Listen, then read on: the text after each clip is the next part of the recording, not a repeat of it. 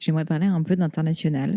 Donc vous avez fait le choix quand même assez tôt finalement, j'ai l'impression de partir à l'international, ce qui est quand même assez peu commun pour des boîtes françaises et surtout ce qui est rarement un succès. Quelle a été, alors j'utilise le mot stratégie, désolée, Mais mais non. quelle a été votre stratégie justement pour cette nouvelle étape? Comment est-ce que vous y êtes pris concrètement? Alors on a fait un peu de test and learn et un peu de fast fail, comme diraient les Californiens. Donc on a commencé, on a testé sur l'Espagne avec un modèle classique. On a pris quelqu'un là-bas pour aller développer un bureau et on a fail assez fast en 18 mois. Je dirais, on s'est dit non, c'est pas bon. Donc après.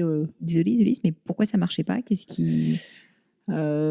Pour, parce que je pense qu'ils connaissaient pas assez intimement nos métiers et donc on n'arrivait pas à scaler en fait. On est en train de réinventer quelque chose. Alors ce qu'il fallait, c'est vraiment aller chercher du scale sur les métiers, sur les métiers corps du groupe. Donc ensuite, on a commencé à lancer des bureaux avec des gens qui avaient travaillé chez nous, donc en les mélangeant avec des gens qui connaissaient le marché. Et là, on a commencé à ouvrir des marchés en endogène, puisqu'on a fait des rachats, mais jamais à l'international, parce Ça, que c'est rare. intégrer une boîte, c'est déjà coton, mais alors intégrer une boîte à l'international, là, c'est méga coton. Ouais, mais je disais c'est rare parce que je trouve que dans le milieu de la pub, alors ce qui n'est pas votre cas au final, mais du coup on a l'impression que c'est un univers commun, tu vois, avec le marketing. Très souvent, les agences font de la croissance externe en achetant plein de boîtes finalement et du coup en devenant beaucoup plus gros comme ça. Et vous, ce que je trouve hyper intéressant, c'est justement que vous ne faites pas ça.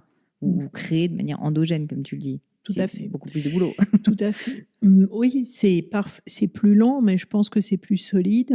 Et c'est intéressant ce que tu dis. Enfin, si tu regardes le funnel, hein, parce que nous, le CRM, on est dans le bas du tunnel, dans du funnel de conversion. On est après l'achat et le média, c'est plutôt en haut du funnel de conversion. Et nous, on remonte hein, dans ce funnel-là, puisque Ouais. depuis presque 10 ans, on fait de plus en plus de displays, mais avec les savoir-faire hein, qui viennent du CRM, donc la donnée comme levier principal.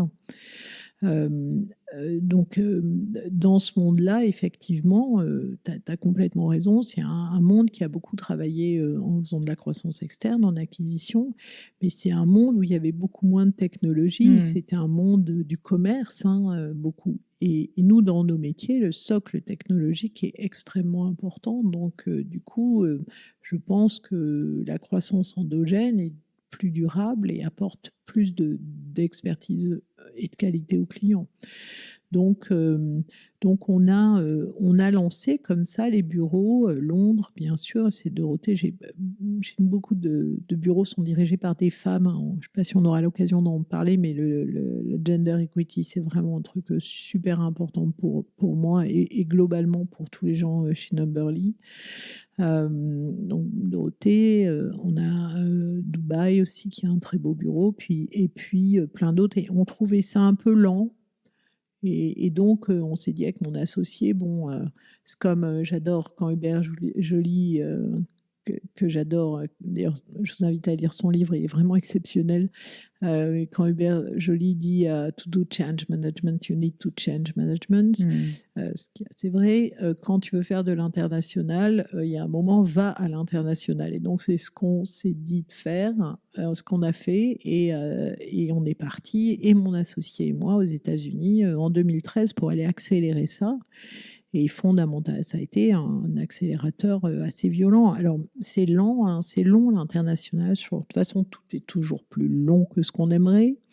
Mais c'est assez passionnant. Et là, on a la chance d'accompagner des clients vraiment très, très internationaux, soit d'origine française, comme un Sanofi, par exemple, ou un Ipsen, si on prend la pharma, ou pas du tout comme par exemple un Procter qu'on accompagne dans beaucoup de pays.